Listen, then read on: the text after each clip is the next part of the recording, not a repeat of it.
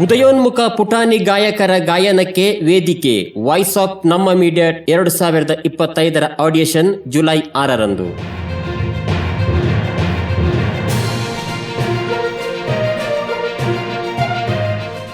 ಕರಾವಳಿಯ ನಾಡಿಮಿಡಿತ ಜನತೆಯ ಧ್ವನಿಯಾಗಿರುವ ನಮ್ಮ ಮೀಡಿಯಾ 24x7ನ ಸಾರಥ್ಯದಲ್ಲಿ ಉದಯೋನ್ಮುಖ ವಿದ್ಯಾರ್ಥಿ ಗಾನ ಪ್ರತಿಭೆಗಳ ಬಹು ನಿರೀಕ್ಷೆಯ ರಿಯಾಲಿಟಿ ಶೋ ವಾಯ್ಸ್ ಆಫ್ ನಮ್ಮ ಮೀಡಿಯಾ 2025 ಇದರ ಪ್ರಥಮ ಹಂತದ ಆಡಿಷನ್ ಜುಲೈ 6ರಂದು ಭಾನುವಾರ ನಡೆಯಲಿದೆ.